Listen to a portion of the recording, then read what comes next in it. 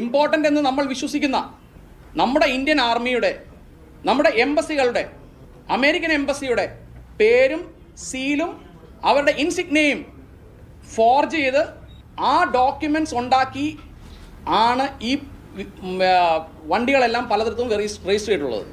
ഈ ഇൻസ്റ്റിറ്റ്യൂഷൻസിനെ അവർ ദുരുപയോഗം ചെയ്തു എന്ന് മാത്രമല്ല, അവരുടെ പേരിലാണ്, അവരുടെ നിന്ന് കിട്ടിയതാണ് എന്ന് പറഞ്ഞ് മറ്റുള്ളവരെ അവർ കംപ്ലീറ്റ് ആയിട്ട് വഴിതെറ്റിക്കുകയും ചെയ്തിട്ടുണ്ട്.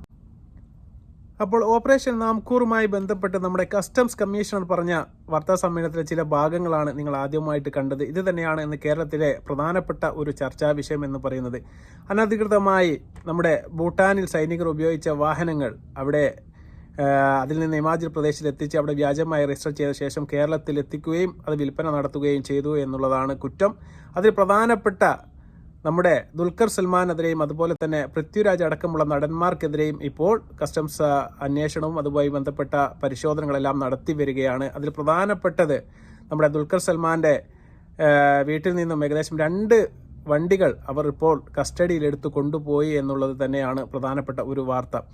എന്താണ് ഈ ഓപ്പറേഷൻ നാംകൂർ എന്നതുകൊണ്ട് അർത്ഥമാക്കുന്നത്? നാംകൂർ എന്ന് പറഞ്ഞാൽ ഭൂട്ടാൻ ഭാഷയിൽ പറയുകയാണെങ്കിൽ വാഹനങ്ങൾ എന്നാണ് അർത്ഥമാക്കുന്നത്. ഈ ഭൂട്ടാൻ സൈനികർ ഉപയോഗിച്ച വാഹനങ്ങളെല്ലാം തന്നെ അവിടുത്തെ ഒരു പതിവ് എന്ന് പറയുന്നത് അവർ 1 വർഷം മാത്രമാണ് വാഹനങ്ങൾ ഉപയോഗിക്കുക. 1 വർഷം ചെയ്തതിന് ശേഷം അവർ ഇത് ലേലത്തിൽ വെക്കുകയും വിൽക്കുകയും ചെയ്യും.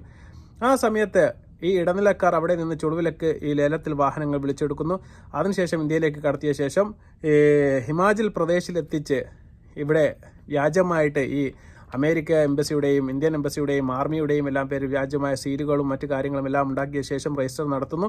അതിനുശേഷം ഇത് കേരളത്തിലെത്തിക്കുകയാണ്. കേരളത്തിലെത്തിച്ച ശേഷം വമ്പൻ പൈസയ്ക്ക് നമ്മുടെ രാഷ്ട്രീയ നേതാക്കൾക്ക്, സിനിമാ നടന്മാർക്ക്, അതുപോലത്തെ വലിയ വലിയ താരനിരകൾക്കെല്ലാം തന്നെ വാഹനങ്ങൾ കൈമാറുകയുമാണ് ഇത്തരം സംഘങ്ങൾ ചെയ്യുന്നത് എന്നുള്ളതാണ്.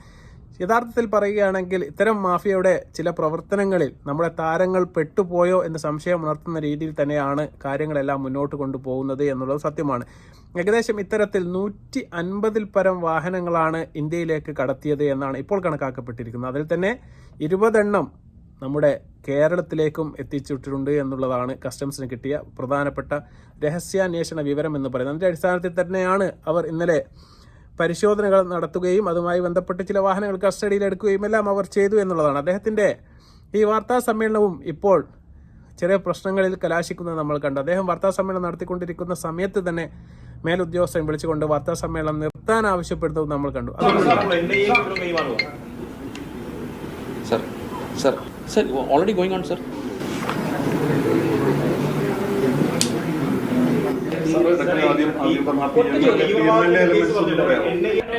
ഞാൻ ഒരു കാര്യം പറയട്ടെ, പ്രസ് ബ്രീഫ് ഞാൻ മുന്നോട്ട് കൊണ്ടുപോകുന്നില്ല. സമ്മേളനം തുടർന്നുകൊണ്ടിരിക്കുന്നതിനിടയിലാണ് മേലുദ്യോഗസ്ഥന്റെ കോളുകൾ വരുന്നതും അദ്ദേഹം ഉടനെ തന്നെ ഈ സമ്മേളനം ഞാൻ മുന്നോട്ട് കൊണ്ടുപോകാൻ ആഗ്രഹിക്കുന്നില്ല എന്ന് പറഞ്ഞുകൊണ്ട് ഉടനെ അവിടെ നിർത്തി അവിടെ നിന്ന് പോകുന്നതും നമ്മൾ കണ്ടു. പ്രധാനമായിട്ടുള്ള പ്രധാനപ്പെട്ട ഒരു കാര്യം എന്ന് പറയുന്നത് ഈ ഭൂട്ടാനിൽ നിന്ന് ചെറിയ വിലക്കാണ് വാഹനങ്ങൾ കിട്ടുന്നത്. 1 ലക്ഷം 2 ലക്ഷം രൂപക്കൊക്കെ കിട്ടുന്ന വാഹനങ്ങൾ ഇന്ത്യയിൽ എത്തിച്ച് വിൽപ്പന നടത്തുന്നത് 10-12 ലക്ഷത്തിനാണ് എന്നുള്ളതാണ്. അതുപോലെ തന്നെ 10 ലക്ഷത്തിനൊക്കെ കിട്ടുന്ന വാഹനങ്ങൾ എന്ന് പറയുന്നത് അവിടെ പ്രീമിയം കാറുകളാണ്. ലാൻഡ് ക്രൂയിസർ, ലാൻഡ് റോവർ, അതുപോലെ തന്നെ ഡിഫൻഡർ പോലുള്ള വലിയ വലിയ വാഹനങ്ങളാണ് അവർ ഇങ്ങനെ ഇന്ത്യയിലും കേരളത്തിലൊക്കെ എത്തിച്ച് ഇത്തരം സംഘങ്ങൾ വിൽപ്പന നടത്തുന്നത്. അതുപോലെ തന്നെ വ്യാജമായ രജിസ്ട്രേഷനാണ് അവർ നടത്തുന്നത് എന്നുള്ളതാണ്. അതിനുശേഷം ചില വാഹനങ്ങൾ KL രജിസ്ട്രേഷനിലേക്ക് വരെ മാറ്റാൻ അവരെ കൊണ്ട് സാധിച്ചു എന്നുള്ളത് തന്നെയാണ് പ്രധാനപ്പെട്ട ഒരു കാര്യം. ഇതൊക്കെ നിയമപരമായിട്ട് തന്നെ മുന്നോട്ട് പോകേണ്ട കാര്യങ്ങൾ തന്നെയാണ്. അത്തരം തെറ്റുകൾ ആരുടെ ഭാഗത്ത് നിന്നുണ്ടായാലും, അത് ദുൽഖർ സൽമാൻ ആയാലും അതുപോലെ തന്നെ പൃഥ്വിരാജ് ആയാലും ഇനി ഷാ ആയാലും ആര് തന്നെ ചെയ്തിട്ടുണ്ടെങ്കിലും തീർച്ചയായിട്ടും അർഹിക്കുന്ന ശിക്ഷ അവർക്ക് വാങ്ങിക്കൊടുക്കുക തന്നെ വേണം. പക്ഷേ ഇപ്പോൾ കേരളത്തിലുള്ള ചർച്ച എന്ന് പറയുന്നത് ഈ ഓപ്പറേഷൻ നാംകൂർ കൊണ്ട് ഇവർ ലക്ഷ്യമിടുന്നത് പ്രധാനപ്പെട്ട താരങ്ങളെയാണ്.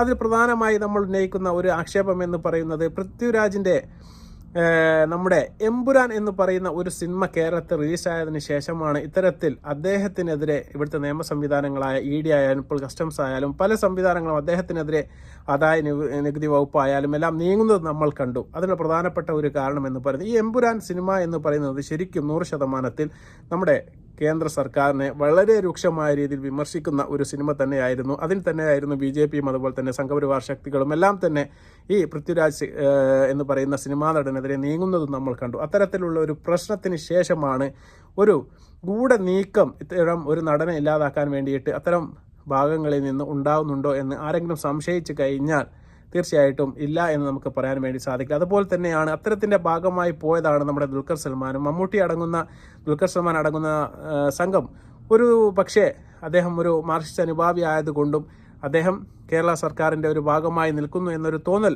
ഉണ്ടാക്കുന്നത് കൊണ്ടും തന്നെയാണോ അദ്ദേഹത്തിൻ്റെ മകനെതിരെ ഇത്തരം ഒരു നീക്കം നടത്തിയത് എന്നും സംശയിക്കുന്നവർ കുറവല്ല എന്നുള്ളതാണ്. പക്ഷേ അദ്ദേഹത്തിൻ്റെ വാഹനങ്ങളുമായി ബന്ധപ്പെട്ട എല്ലാ രേഖകളും അതുപോലെ തന്നെ എല്ലാ സർട്ടിഫിക്കറ്റുകളും എല്ലാ ഇൻഷുറൻസ് എടുത്ത റസീറ്റുകളും എല്ലാം അദ്ദേഹം ഇപ്പോൾ നിയമ സംവിധാനത്തിൻ്റെ മുന്നിലേക്ക് കൊടുത്തിട്ടുണ്ട്. അതിലെന്തെങ്കിലും തെറ്റുകൾ അദ്ദേഹത്തിൻ്റെ ഭാഗത്ത് നിന്ന് ഉണ്ടായിട്ടുണ്ട് എങ്കിൽ തീർച്ചയായിട്ടും അദ്ദേഹം നിയമ നടപടി സ്വീകരിക്കുകയും ചെയ്യണം. പക്ഷേ ഇതൊരു രാഷ്ട്രീയ ലക്ഷ്യമായിട്ടാണ് ആൾക്കാർ എടുക്കുന്നത് എന്ന് പറഞ്ഞാൽ നമുക്ക് തെറ്റിദ്ധരിക്കാൻ വേണ്ടി സാധ്യതയുണ്ട്. കാരണം ഒരു ഭാഗത്ത് നമ്മുടെ ദാദാസാഹിബ് അവാർഡ് വാങ്ങാൻ വേണ്ടിയിട്ട് മോഹൻലാൽ അങ്ങ് ഡൽഹിക്ക് പോയി അവിടെ അവാർഡ് കൊടുക്കുന്ന അതേ സമയത്ത് തന്നെയാണ് ഇവിടെ റെയ്ഡുകൾ നടക്കുന്നത് മറ്റൊരു സമയത്ത് എന്നുള്ളതാണ്. അതും കേരളത്തിൽ അറിയപ്പെടുന്ന രാഷ്ട്രീയ നേതാക്കൾ അല്ലെങ്കിൽ അറിയപ്പെടുന്ന സിനിമാ താരങ്ങളുടെ വീട്ടിലാണ് ആദ്യമായിട്ട് ഈ കസ്റ്റംസ് അധികൃതരെല്ലാം തന്നെ റെയ്ഡുമായിട്ട് പോയിട്ടുള്ളത് എന്നും കൂടി നമ്മളിതെല്ലാം കൂട്ടി വായിക്കുമ്പോൾ ഒരു അന്തർധാര സജീവമായി പ്രവർത്തിക്കുന്നില്ലേ എന്ന് സംശയിച്ചാൽ നമുക്ക് കുറ്റം പറയാൻ വേണ്ടി സാധിക്കുകയില്ല.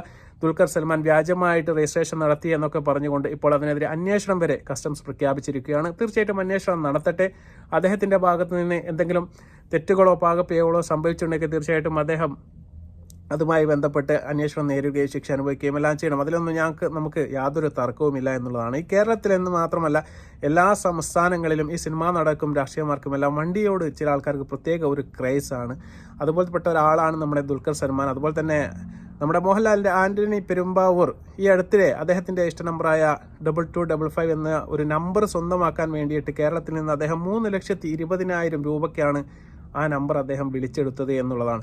അതുപോലെ തന്നെയാണ് മമ്മൂട്ടിയുടെ മകൻ ദുൽഖർ സൽമാനും അദ്ദേഹത്തിൻ്റെ ഇഷ്ട നമ്പർ കിട്ടാൻ വേണ്ടിയിട്ട് അദ്ദേഹം ലക്ഷങ്ങളാണ് ഇത്തരം വാഹനപ്രേമികൾ മുടക്കുന്നത്. അത് ഒരു കേട്ടുകേൾവിയല്ല, ഒരു യാഥാർത്ഥ്യമാണ് എന്നുള്ളതാണ്. അതുപോലെ തന്നെയാണ് ഒരുപാട് ഇത്തരം പ്രീമിയം കാറുകൾ പുറത്തു നിന്ന് ചുളുവിലക്ക് നമ്മുടെ കേരളത്തിലേക്ക് എത്തുന്നുണ്ട്.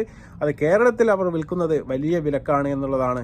ലാൻഡ് ക്രൂയിസർ ആയാലും അതുപോലെ തന്നെ ലാൻഡ് ലോവർ ആയാലും അതുപോലെ തന്നെ നമ്മുടെ ഡിഫൻഡർ ആയാലും ഇത്തരം വണ്ടികളെല്ലാം തന്നെ നമ്മുടെ കേരളത്തിൽ സജീവമായിട്ട് മറ്റ് വിദേശ രാജ്യങ്ങളിൽ നിന്ന് ഹിമാചൽ പ്രദേശ് രജിസ്ട്രേഷൻ വഴി എത്തപ്പെടുന്നുണ്ടത് യാഥാർത്ഥ്യമായ കാര്യമാണ്. അതുമായി ബന്ധപ്പെട്ട് വലിയ അന്വേഷണങ്ങളും ഇനി വലിയ ഒരു ചങ്ങല തന്നെ ഇതുമായി ബന്ധപ്പെട്ട് പുറത്തേക്ക് വരാനുണ്ട് എന്നുള്ളതാണ്. കോയമ്പത്തൂർ കേന്ദ്രീകരിച്ച ഒരു സംഘമാണ് ഇതിൻ്റെ പിന്നിൽ എന്നാണ് ഇപ്പോൾ കസ്റ്റംസ് പറയുന്നത്.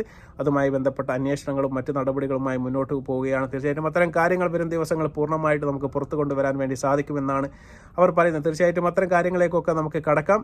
തീർച്ചയായിട്ടും അത്തരം ഒരു വീഡിയോ വരുന്നവരെ വീണ്ടും നമുക്ക് വെയിറ്റ് ചെയ്യാം. തീർച്ചയായിട്ടും ഈ വീഡിയോ നിങ്ങൾക്ക് ഇഷ്ടപ്പെട്ടു കാണുമ്പോൾ ഞാൻ പ്രതീക്ഷിക്കുകയാണ്. ഇഷ്ടപ്പെടുകയാണെങ്കിൽ നിങ്ങൾ ലൈക്ക് ചെയ്യുക, ഷെയർ ചെയ്യുക, കമൻറ്റ് ചെയ്യുക. മറ്റൊരു വീഡിയോയുമായി വരുന്നവരെ നന്ദി, നമസ്കാരം.